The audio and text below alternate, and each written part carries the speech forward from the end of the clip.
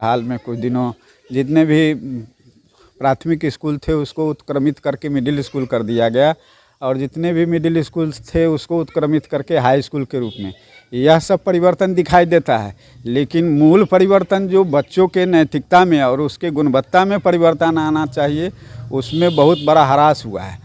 और उस प्रतिभा के बदौलत ऐसी शिक्षा प्राप्त करके जो प्रतिभा हमारा बनेगा उस प्रतिभा से हम कैसे एक अच्छे देश अच्छे समाज की कल्पना कर सकते हैं, इस विषय पर विचार करने की ज़रूरत है।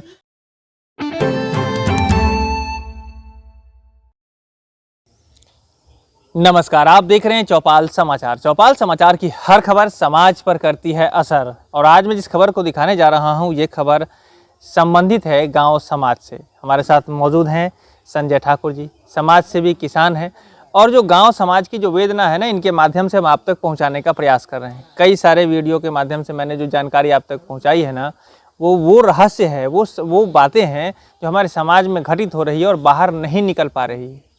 आज भी हम उसी टॉपिक के तरह बेहतर कुछ बात करने वाले हैं, जिसमें कि हम आपको पहले ही बता दें कि आज हम आपको जानकारी देंगे कि गांव समाज में शिक्षा की जो व्यवस्था है उसका कैसे व्यवसायीकरण हो गया है, किस तरह व्यावसायिक शिक्षा हावी हो गई है गांव पर।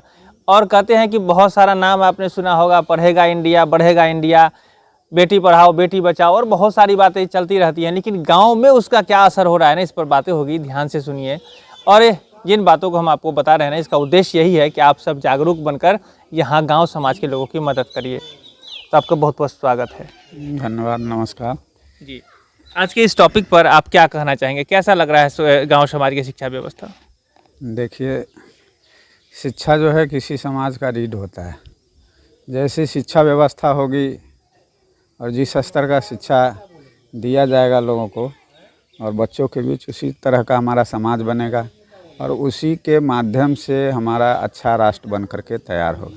यानी रीढ़ है, जैसा हम राष्ट्र बनाना चाहते हैं, जैसा देश समाज परिवार बनाना चाहते हैं, जैसी खुशहाली लाना चाहते हैं, उसके अनुरूप शिक्षा होनी चाहिए।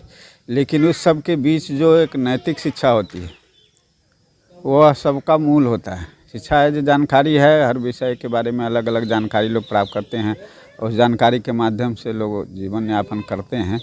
लेकिन उसमें जो नैतिकता का समावेश होना चाहिए वह मूल चीज़ है।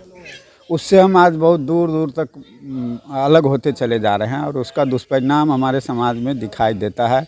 और उसका जड़ शुरू कहाँ से होता है? तो शिक्षा व्यवस्था से होती है, जहाँ मूल है बच्चे का प्राइमरी शिक्षा जहाँ से होता था। पहले ज़माने में भी जो शिक्षा की व्यवस्था थी, तो आज उस ज़माने के लोग हर गांव से ऐसी व्यवस्था होती थी, वहाँ से पढ़ करके निकल करके बड़े अच्छे अच्छे ओहदे तक जाते थे और एक बढ़िया व्यवस्था को चलाते थे और उससे पर समाज का नाज होता था।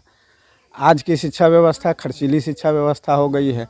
ग्रामीण शिक्षा व्यवस्था तो करीब करीब टूटते हुए के कगार ढांचा है, दिखाई देता है। आंगनबाड़ी केंद्र से लेकर के और हाई स्कूल तक की व्यवस्था गांव में आज भी दिखाई देती है।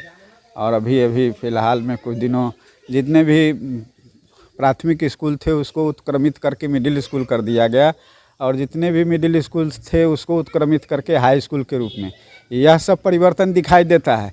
लेकिन मूल परिवर्तन जो बच्चों के नैतिकता में और उसके गुणवत्ता में परिवर्तन आना चाहिए उसमें बहुत बड़ा ह्रास हुआ है। और उस प्रतिभा के बदौलत ऐसी शिक्षा प्राप्त करके जो प्रतिभा हमारा बनेगा उस प्रतिभा से हम कैसे एक अच्छे देश अच्छे समाज की कल्पना कर सकते हैं, इस विषय पर विचार करने की ज़रूरत है। हम इस चौपाल के माध्यम से आप सबों तक जानकारी देना चाहते हैं कि हम सभी इस जागरूक भारत के एक नागरिक होने के नाते इस विषय को बारीकी से समझिए और जानिए और जानने के बाद इस समस्या का समाधान क्या हो सकता है उस दिशा में कदम उठाइए कि किस तरह से हमारा परिवार समाज इस शिक्षा के कारण टूटता हुआ चला जा रहा है। पिछले एपिसोड में बताया था कि गांव कैसे बिखरता हुआ चला जा रहा है। जो देश गांव का देश था उस गांव की क्या दुर्दशा हो रही है, तो उस दुर्दशा में एक कारण यह शिक्षा भी है कि हर परिवार आज गांव छोड़ करके शहर में रह रहे हैं। क्यों रह रहे हैं भाई? शिक्षा दिलाने के लिए। तो गांव के शिक्षा के गांव के स्कूल में पढ़ाई नहीं होती है और इस पढ़ाई से काम नहीं चल सकता है।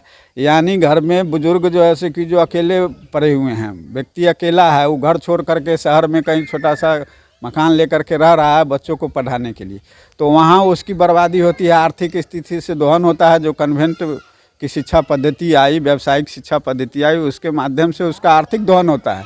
और पढ़ाई अवधि का एक जो क्राइटेरिया है कि आप ग्रेजुएशन तक पढ़ते हैं या एमए पीएचडी करते हैं, या जो टेक्निकल पढ़ाई है उस स्तर तक पहुंचते हैं, तो वहां तक पहुंचते पहुंचते व्यक्ति का आर्थिक स्थिति इतना कमज़ोर हो जाता है कि उससे उसकी बहुत पीछे वो व्यक्ति चला जाता है। कहने के लिए तो बढ़ता है कि हमको शिक्षा मिल रही है, हम इससे अपनी परिवार के खुशहाली को बढ़ाएंगे, लेकिन यहाँ दोहरी हानि क्या होता है कि एक हमारा समाज टूटा, गांव से हमारा संबंध टूटा, फिर परिवार से हमारा संबंध टूटा। सामाजिकता जो था कि शादी विवाह लगन त्यौहार में लोग जाते थे, बच्चे जाते थे, बच्चा का जो जीवन खुशहाली का जीवन होता था वो आनंद छूट गया कि बच्चा सोते जागते यही सपने देखता है कि उसका होमवर्क पूरा हुआ कि नहीं हुआ।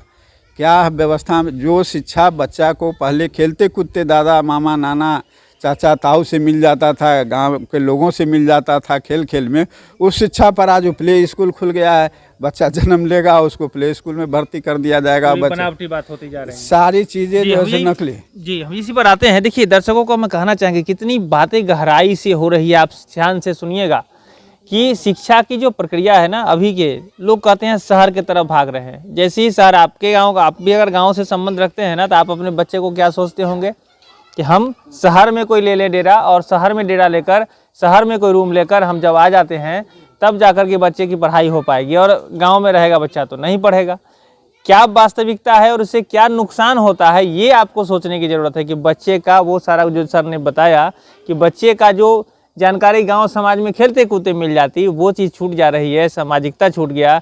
अब बच्चा वो रेडीमेड ऐसा कुछ तैयार होकर आएगा ना जो हमारे लिए कितना उपयोगी हो सकेगा, यह भी प्रश्न चिन्ह लग जाता है। अच्छा एक बात आप बताइए, ऐसी परिस्थिति जो हमारे समाज में हो रही है, तो सरकार भी तो बहुत सारी योजना लेकर आती है, आंगनबाड़ी से लेकर के मिडिल स्कूल हाई स्कूल सब में लाखों रुपये सरकार के जो खर्च हो रहे हैं, मतलब पब्लिक के पैसे खर्च हो रहे हैं, उसको लेकर क्या लग रहा है आपको, इसका सब बर्बादी हो रहा है, क्या कहना चाहेंगे? ये योजना सरकार की है, देखने में तो लगता है कि जनहित की योजना है, लेकिन जनहित नहीं जनविनाश की योजना है, इसको ऐसा कहा जा सकता है, क्योंकि उससे जितना हम पाए हैं उससे ज़्यादा खो दिए हैं। एक सरकारी व्यवस्था बनी कि आंगनबाड़ी यानी घर के आपके आंगन से लेकर के और जो है पड़ोस के बच्चे तक का ख्याल से रखेगी सरकार जो है से, लेकिन उसके माध्यम से रखता क्या है और रखा क्या जा रहा है, कागज़ में रखा जाता होगा, इस बात को हम मानते हैं, लेकिन किसी भी आंगनबाड़ी केंद्र को जाके देखिए, किसी भी प्राथमिक विद्यालय को जाकर के देखिए, दिन रात इंटरव्यू आता रहता है, लोग देखते रहते हैं उसकी क्या दुर्दशा है और कितनी पढ़ाई होती है। कागज़ पर पढ़ाई होनी है, कागज़ पर उपस्थिति होनी है तो हो रहा है, उसके अनुसार अच्छा है, लेकिन अगर हकीकत और जनहित की बात है तो उसके अनुसार बिल्कुल ढोल का पोल है, कुछ नहीं, जीरो है। पढ़ाने वाले शिक्षकों के अंदर नैतिकता नहीं है, उसको वहीं से बेईमानी की पढ़ाई जाती है, उनको सिखाया जाता है वो आंगनबाड़ी का पैसा, आंगनबाड़ी का जो पोषाहार है उसका कैसे घोटाला हो, तो बच्चे जो देखते हैं बड़ों को करते हैं वही तो सीखेंगे ना। स्कूल में जो मिड डे योजना आती है और भोजन बनता है, उसका पोशाक मिलता है, तो वहीं से बच्चा देखता है कि हमारे गुरुजी क्या करते हैं, इसमें क्या होता है, हमारा हक जो सरकार देती है उसकी कैसे हकमारी होती है।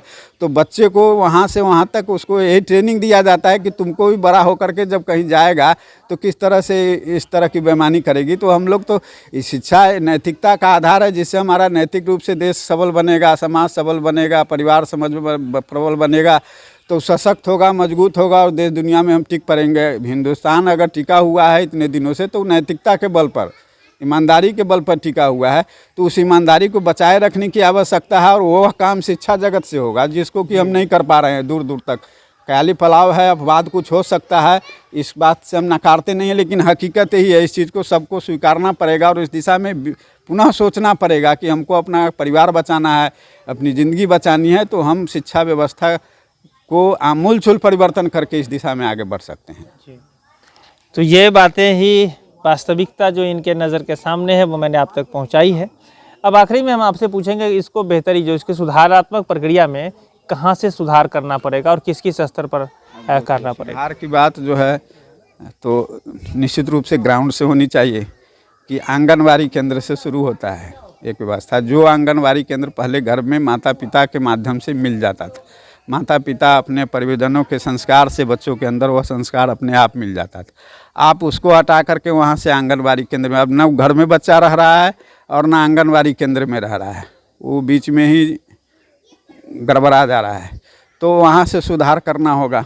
फिर वहाँ से प्राइमरी एजुकेशन तक आते हैं वहाँ, और उसमें जो कार्यकर्ता काम करते हैं, जिनको गुरुजी कहते हैं, शिक्षक कहते हैं, आंगनवाड़ी सहायिका सेविका या दीदी जो भी कहते हैं, उनके माध्यम से तो उनके अंदर कैसा संस्कार है, उनका विचार कैसा है, उनके अंदर कितनी नैतिकता है, वो बच्चों को कितना वो अपने व्यक्तित्व से उसको प्रभावित कर सकते हैं, वहाँ से सुधार होगा। कि गुरुजी पढ़ाने जाते हैं, खुद कहीं नहीं चुना तंबाकू खाते रहते हैं, खुद पान सिगरेट गुटखा खाते रहते हैं, और बच्चों से भी मंगा के खाते हैं। हद तो तब हो जाता है, तो बच्चा क्या समझेगा कि खैनी सिगरेट तिरंगा गुटखा खाना हमारा नैतिक कर्तव्य बनता है। गुरुजी को स्कूल पहुंचना है 10 बजे, तो गुरुजी पहुंचते हैं 11 बजे, तो बच्चा कैसे पहुंचेगा जो है सो टाइम से। पहले गुरुजी पहले पहुंचते थे, 9 साढ़े 9 तक स्कूल में होते थे, तो बच्चा लेट से आता था तो उसको पनिश करते थे या एक अनुशासन सिखाते थे कि तुमको समय से आना। तो वहाँ से नैतिकता से, तो नैतिक दृष्टि से जो उसमें बहाल हैं, उनको नैतिकता के आधार पर जो है उनकी बहाली होनी चाहिए, ना कि नंबर के बहाली नंबर के आधार पर होता है। और नंबर भी कितनी नैतिकता से मिलती है, इससे जग जाहिर है, सब लोग जानते हैं। चलिए, तो ये बातें जो आज खुलकर सामने आ गई है ना, मैं कहना चाहूँगा आप भी अपना कमेंट जरूर करें, जो इन्होंने कहा है वो कितनी बातें आपको बेहतर लगी है और कैसे सुधार होगा समाज में। जो इनका विचार है मैं भी सहमत हूँ कि हर व्यक्ति को अपने नैतिक स्तरों में ज़रूर बेहतरी लानी चाहिए। आप अगर एक शिक्षक हैं, आप अगर सेविका हैं, सहायिका हैं, तो आपका जो जिम्मेदारी है ना, उस जिम्मेदारी के वहन के लिए भी आपको एक नैतिक मूल्य जो आपका है उसको बचा कर रखना पड़ेगा। सिर्फ पैसे के लिए काम नहीं करना है। जब आप और हम सब मिलकर ऐसा कुछ करेंगे तो समाज में बेहतरी आएगी। तो बहुत बहुत धन्यवाद सर, आपने जो अपनी बात रखी। ठीक है, धन्यवाद इस चौपाल कार्यक्रम से सुनने वाले श्रोताओं का भी, आपका भी, कि आपने अमूल्य समय दिया। हम फिर से आपके बीच बने रहेंगे, आपकी समस्याओं और अपनी समस्याओं के बारे में बताने के लिए। धन्यवाद। ठीक है, तो दर्शकों का भी बहुत बहुत धन्यवाद। आगे भी ऐसी खबर हम लोग लेकर आते रहेंगे। आज के लिए यही बातें हैं कि आप भी यदि किसी स्तर पर समाज की मदद करना चाहते हैं तो सबसे पहले नैतिक मूल्यों के आधार पर अपने आप को भी सुधारें और समाज को भी उसका ज्ञान जरूर दें। साथ ही साथ यदि कोई प्रश्न भी है तो आप कमेंट के माध्यम से पूछ सकते हैं। और अगर चौपाल समाचार से आज तक नहीं जुड़े हैं तो जरूर जुड़ जाएं। नंबर जो डिस्प्ले कर रहा है सेव कर लें, चौपाल का सीधा नंबर है, आप वहां से हमें संपर्क कर सकते हैं। हम आप सब मिलकर बेहतर समाज बना रही है, हमारी आशा है। आज के लिए बस इतना ही। मैं हूं अभिषेक आनंद, चौपाल समाचार के लिए धन्यवाद।